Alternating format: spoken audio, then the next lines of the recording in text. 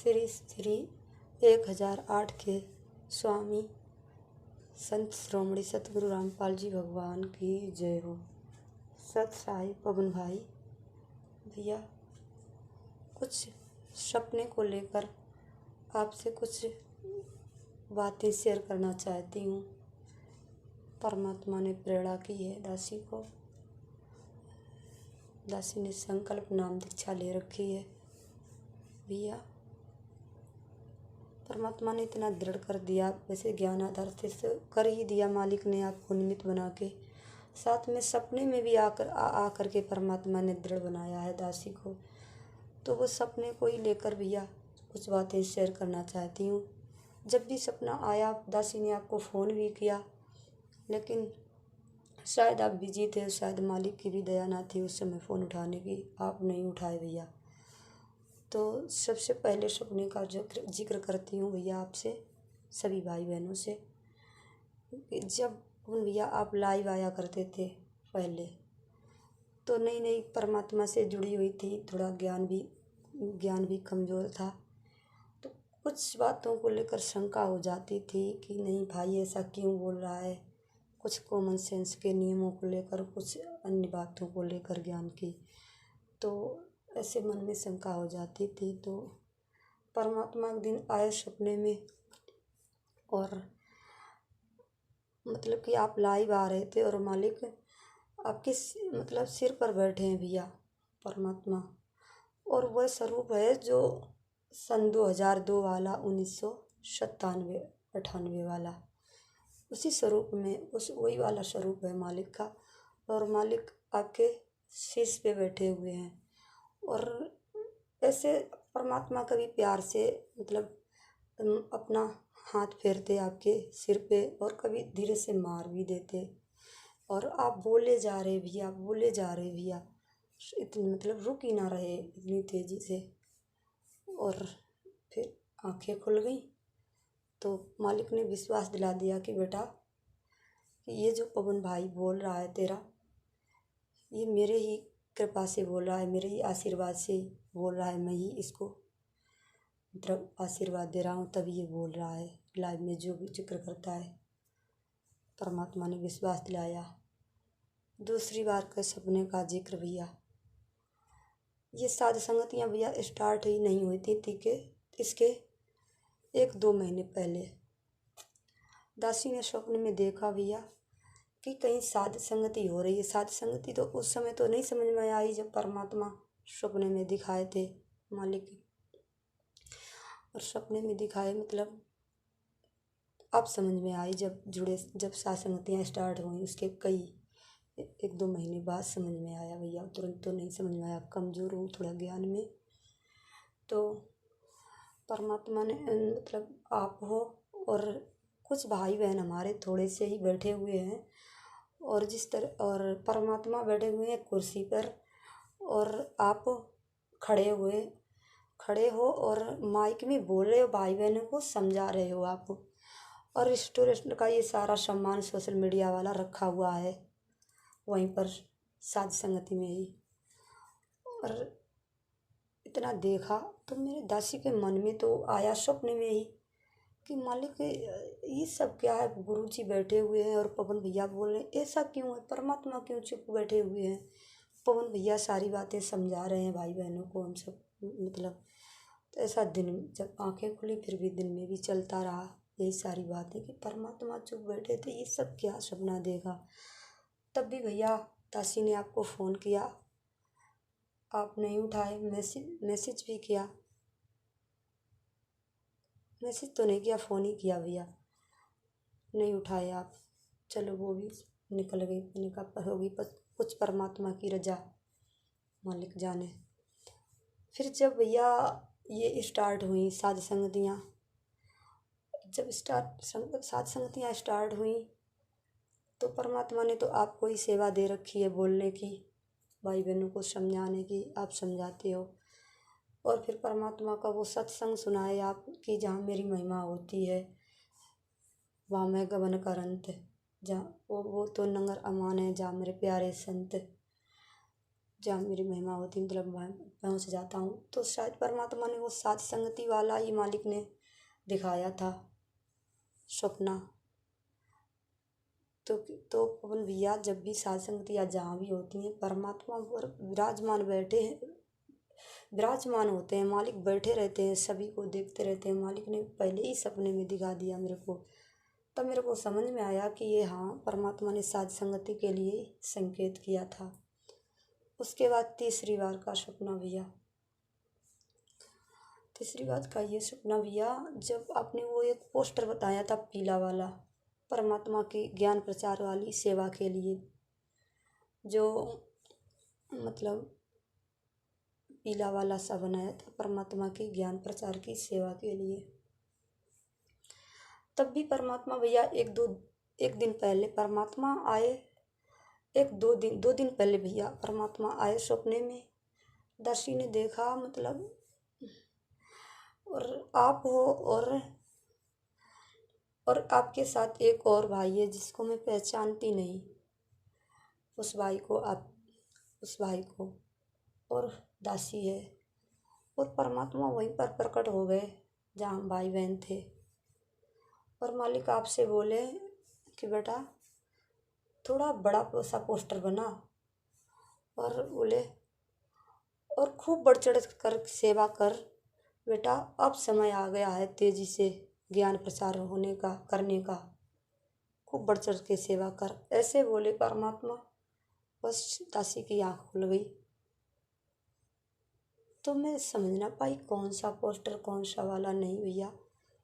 तो भैया मैंने आपके पास एक ऑडियो भी मतलब भेजी थी इसी सपने को लेकर, आप शायद बिजी थे, नहीं देख पाए।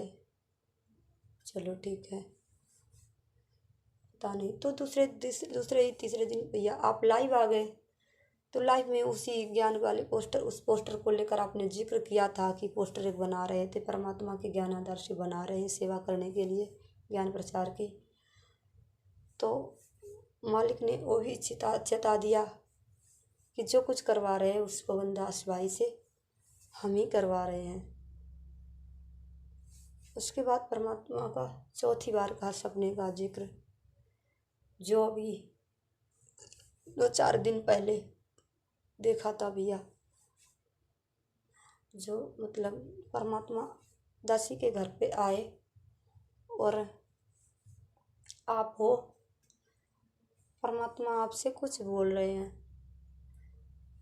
अब सपने में तो कुछ बोल रहे थे, थोड़ा थोड़ा याद भी था सपने में जब देख रहे थे, लेकिन जब सुबह आंखें खुली तो नहीं कुछ याद रहा कि मालिक क्या कर रहे थे आपसे। और आप यूं नीची गर्दन किए हुए, बिल्कुल परमात्मा से नजरें नहीं मिलाए, बिल्कुल ही नीची गर्दन करे हुए थे, आधीनी की तरह मालिक के आगे खड़े थे, और मालिक आपसे बोल रहे थे। और आप परमात्मा की सारी बातें गर्दन हिला हिला के, मतलब नीचे की हुई गर्दन स्वीकार कर रहे थे सारी। तो मैंने तो समझ ना पाए, और इस सपने का जिक्र मैंने एक रीमा बहन है सिद्धार्थनगर की, उससे जिक्र किया था कि मैंने बहन ऐसे ऐसे स्वप्न में देखा। तो बहन ने तो कहा याद नहीं समझ पाए थोड़ा। फिर आप जब लाइव आए सुबह 7 अगस्त को, जब ये लाइव वाला सुबह वाला देखा भैया, ये न्यूज़ वाला, भास्कर न्यूज़ वाला, तो समझ गए भैया परमात्मा यही कुछ सेवा के लिए आपको समझा रहे थे। और दासी को बहुत खुशी हुई भैया, और परमात्मा ने सपने में भी आ करके दृढ़ किया दासी को, ज्ञान आधार से परमात्मा ने दृढ़ कर ही दिया। क्योंकि जब से भक्ति से जुड़े हैं, संकल्प दीक्षा ले रखी है, और तब से ही भैया आपकी वीडियो देख रहे हैं, ज्ञान आधार से परमात्मा के सत्संग भी सुन रहे, साथ में आपके भी वीडियो देख रहे हैं, तो सब क्लियर है, ठीक है भैया। और परमात्मा ने सपने में भी आ करके दृढ़ कर दिया कि बेटा साध संगति से जुड़े रहना है, साध संगति ही मेरा मिशन है, सच्चा मार्ग है, आगे बढ़ेगी, साध संगति से ही आगे मेरा मार्ग चलेगा। और शायद भैया दासी कमज़ोर है थोड़ा, परमात्मा को शायद पता था, इसलिए सपने में आ करके दृढ़ कर दिया। और इस समय भैया पता नहीं इतने भाई बहन जुड़ जाते हैं व्हाट्सएप से, जो साध संगति से जुड़कर अब दूर होके राग द्वेष पाल के पवन ठग 10वें अंश का पैसा ले रहा है, परमात्मा के ज्ञान में मेन कर रहा है, ऐसा सब कुछ जुड़ जाते हैं, मैसेज करते रहते हैं, फ़ोन भी करते हैं 1-2 बार। तो मालिक ने इतना दृढ़ कर दिया है, उनको समझा देते हैं ज्ञान आधार से जितना मालिक ने बुद्धि दे रखी है, लेकिन वो भाई नहीं समझते, बिल्कुल भी ना समझते अपनी आगे, बिल्कुल भी ना। और आप भैया आपके पास ये मैसेज किया सौंपने वाला तो 4 दिन पहले जो आया था, और तो आप जो मैसेज किया तब भी आज एक भाई का फ़ोन आया और बोला कि क्या सपने में कब से जुड़े हो पवन दास से। मैंने कहा कब से, जब से मालिक के भक्ति में लगी हूँ तब से भाई के वीडियो देख रही हूँ, सब कुछ सही है, मालिक के ज्ञान आधार से सब कुछ ठीक बता रहे हैं। और सपने में आए थे परमात्मा गुरुजी आपके, क्या बताए थे, हमने आपका मैसेज देखा था, ऐसे बोला भाई। मैंने कहा ऐसे ऐसे बताए थे परमात्मा, ऐसे। फिर वह भाई बोलने लग गया, वो तो पवन वो ठग है, 10वें अंश का पैसा ले रहा है और पता नहीं क्या क्या। तो मैंने उससे कहा भाई से ही बात करो, इस मामले में मेरे से क्यों कर रहे हो। आपको लग रहा है कि वो 10वें अंश का पैसा ले रहा है, ठग रहा है, तो उस डायरेक्ट भाई से ही बात करो ना, मेरे से क्यों कर रहे हो भाई। तो मैं क्या करूं, तो मेरे को तो बिल्कुल सब ठीक लग रहा है परमात्मा के ज्ञान आधार से। आपको लग रहा है कि ऐसा गलत कर रहा है तो आप डायरेक्ट भाई से ही बात करो। फिर उस बात का उसने नहीं जिक्र किया। फिर बोला आप कबीर साहब की जय क्यों नहीं बोलते, कबीर साहब की क्यों नहीं जय। मैंने कहा कबीर साहब मेरे परमात्मा हैं, तो मैं एक जय बोलती हूँ, मालिक की बंदी छोड़ सतगुरु रामपाल जी भगवान की जय हो। इस जय को लेकर इतना माथापच्ची करते रहा। मैंने फिर भैया उसका फ़ोन ही काट दिया। भैया मेरे को आपको नहीं समझा सकती, आप साध संग से जुड़े होकर भी और आप मतलब नहीं समझ पा रहे हो, तो दासी क्या समझा सकती है आपको। ये राग द्वेष पाल के आप मतलब सतलोक नहीं जा सकते भाई। जब एक भगत को नहीं समझ पा रहे तो भगवान को कहाँ से समझोगे। ऐसे करके शायद ये भैया भाई बहन मेरे को थोड़ा कभी मैसेज से कभी फ़ोन से डिस्टर्ब करने की कोशिश कर रहे हैं, भ्रमित। शायद इन्हें मालिक ने इसीलिए दासी को सपने में भी आ करके दृढ़ किया भैया कि थोड़ी दासी ज्ञान में थोड़ा ज्ञान आधार से जल्दी जवाब नहीं दे पाती। शायद परमात्मा ने इसीलिए सपने में आ करके मालिक ने दृढ़ बनाया है कि बेटा साध संग से दूर नहीं होना है। वो तेरे भाई को वनदास, उसको मैंने ही निमित्त बना रखा है, सारा कुछ परमात्मा ने समझा दिया है मालिक के ज्ञान आधार से। अब परमात्मा से नहीं दूर होंगे, ना ही साध संगत से दूर होंगे भैया, बिल्कुल लगे रहना है परमात्मा जब तक नहीं आ रहे दृढ़ता से। यही सच्चा मार्ग है, मालिक ने सब कुछ समझा दिया, क्लियर करा दिया। यही कुछ थोड़ी बातें शेयर करनी थी भैया आपसे, सभी भाई बहनों से। सत साहिब श्री श्री 1000 के स्वामी 1008 के स्वामी संत श्रोमणी सतगुरु रामपाल जी भगवान की जय हो। सत साहिब।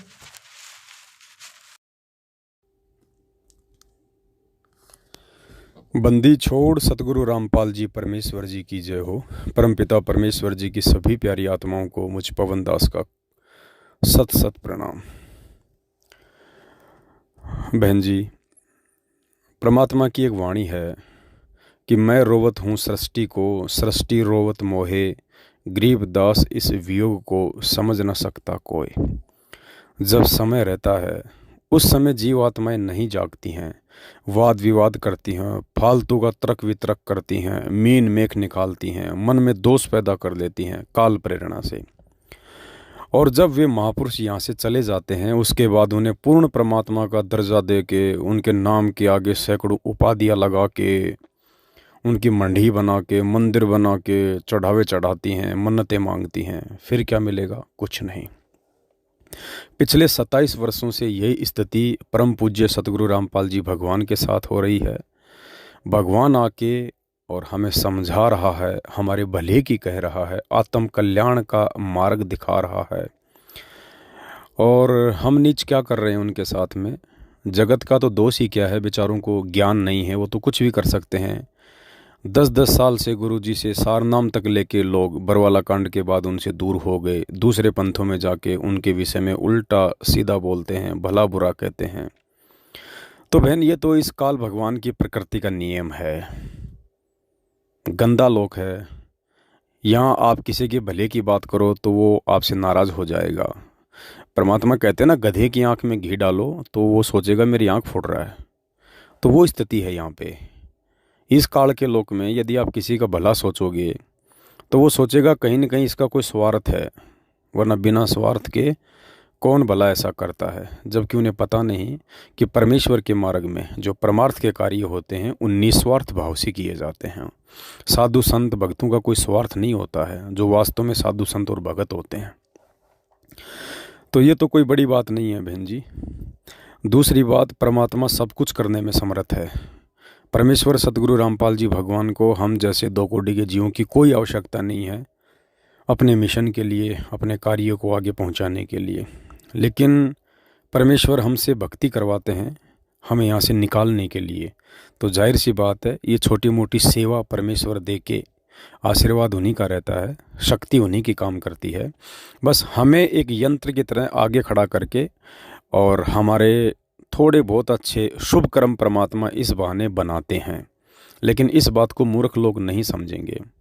क्या 650 साल पहले वो परमात्मा खुद वेदों के मंत्र उन पंडितों को तोताद्री शहर में जो भंडारा था, क्या नहीं सुना सकते थे? जिस भंडारे में शर्त रखी गई थी कि जो व्यक्ति वेदों के 5 मंत्र पढ़ के सुना देगा उसको ब्राह्मणों के भंडारे में भोजन करने दिया जाएगा, अन्यथा बाहर जो शूद्रों का भंडारा है वहाँ जाके भोजन भंडारा करो। क्योंकि वो नहीं चाहते थे कि कबीर जी, वो समझते थे कि ये जुलाहा जाति से है और ये पंडितों के साथ भोजन करेगा, हमें अच्छा नहीं लगेगा। इसलिए उन्होंने कबीर जी को उस समय साइड में करने के लिए एक ये कंडीशन रखी थी। लेकिन उस समय परमात्मा ने एक भैंसाराम की तरफ इशारा किया और उनको आशीर्वाद दिया, और भैंसे ने संस्कृत में वेदों के श्लोक पढ़े और हिंदी में अनुवाद करके उन पंडितों को सुनाया। क्या बहन जी वो परमात्मा स्वयं वो श्लोक नहीं सुना सकता था क्या? तो ठीक इसी प्रकार सतगुरु रामपाल जी भगवान वर्तमान में भी सब कुछ करने में समर्थ हैं, ये वही परमात्मा है।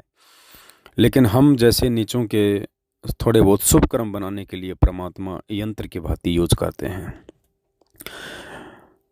और बहन जी, राग द्वेष ईर्ष्या रखने वालों की कमी ना तो देखो सतयुग में होती है, ना त्रेता में, ना द्वापर में, ना 650 साल पहले थी, ना आज है। जब भगवान के लोग नहीं हो सके, भगवान आके 27 साल से आत्म कल्याण का मार्ग दिखा रहा है, और जब उसमें लोग मीन मेख निकाल सकते हैं तो बहन आप और हम 2 कोटि के जीव हैं, हमारी बातों में तो लाखों लोग मीन मेख निकाल दें, कोई बड़ी बात नहीं है। लेकिन गुरुजी ने साथ में ये भी बता रखा है बेटा कि सर दल दोनों दीन का, मन में दोष न धार, सतगुरु का तो कोई एक है, यो काल का सब संसार। कि बेटा जो मेरे भगत मेरे नहीं हो पाए तो तेरे भगत भाई तेरे कहाँ से हो जाएंगे? ठीक है, जो अधिकारी हंस हैं वो तो कहीं नहीं जाएंगे, वो तो ज्ञान आधार से नीर खीर का निबेरा करेंगे। और जो बकवादी होते हैं ना, जो गुरुजी की शरण में आने के बाद भी नहीं सुधरते हैं, वो बकवादी इंसान होते हैं, वो काल प्रेरित होते हैं, वो अपनी खोटी हरकतों से बाज नहीं आते हैं। तो गुरुदेव ने कहा कि बेटा ऐसे लोगों को देख के नहीं चलना है, जो अच्छी आत्मा है, जो ज्ञान को आधार बना के नीर खीर का निबेरा करती हैं, सोच समझ के आगे चलती हैं, सतगुरु से डर के रहती हैं, ऐसी आत्माओं तक ये संदेश पहुंचने चाहिए। उन आत्माओं के विश्वास को परमात्मा ने दृढ़ करना है, और ऐसे भाई बहनों के लिए ही परमात्मा ने दास की सेवा लगा रखी है। और एक समय बहन जी आश्रम में गुरुजी ने कहा कि दास सत्संग कर रहा था, तो सामने, क्योंकि शुरू का समय था, इतनी भीड़ नहीं हुआ करती थी, क्रोथा आश्रम की बात बताई गुरुजी ने, 200-400 भगत भाई बहन बैठ के सत्संग सुन रहे थे परमात्मा का। तो सत्संग के बाद में एक बुढ़िया थी जो राधा स्वामी पंथ से थी। तो जब आशीर्वाद के लिए लाइनों में लगते हैं तो गुरुदेव ने कहा कि हाँ, उस बुढ़िया ने कहा कि बाबा एक बात बताऊँ आपको। बोले हाँ। क्योंकि ज्ञान इतना था नहीं, जो बड़े बूढ़े होते थे वो अपने से छोटी उम्र वालों को छोटा ही समझते थे, उन्हें क्या पता कि ये परमात्मा बैठे हैं। बोले भाई जब तू सत्संग करने लगता है ना, तो मैंने देखा ऊपर से तेरे ऊपर एक सफ़ेद दाढ़ी मूछ वाला आदमी आया और तेरे अंदर समा गया, और जैसे ही तूने सत्संग ख़त्म किया तो वो दाढ़ी मूछ वाली जो वो पावर थी, जो वो शक्ति थी, वो निकल के बाहर चली गई। यानी परमात्मा ने जीव की जैसी धारणा होती है, जीव ने जिस रूप में परमात्मा को मान रखा होता है, उसी रूप आधार से परमात्मा उस जीव का भ्रम निवारण करता है। जैसे कोई विष्णु का पुजारी है, कोई शंकर का पुजारी है, तो परमात्मा ही लाभ देता है सबको, साधकों को।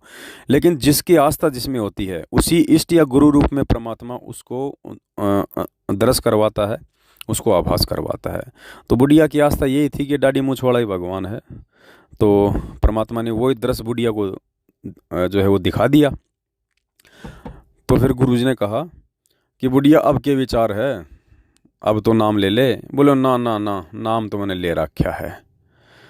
तो इस प्रकार, तो ठीक इसी प्रकार बहन जी, आज आपको परमात्मा ने सौपन में जो दिखाया कि ये 2 कोड़ी का तुच्छ प्राणी पवनदास जब लाइव बैठता है या कोई संदेशा भाई बहनों तक पहुंचाने की सेवा करता है, तो स्वयं सतगुरु रामपाल जी भगवान आके सिर पे बैठ जाते हैं, अपना आशीर्वाद देते हैं, अपनी पावर लगातार देते हैं बहन जी।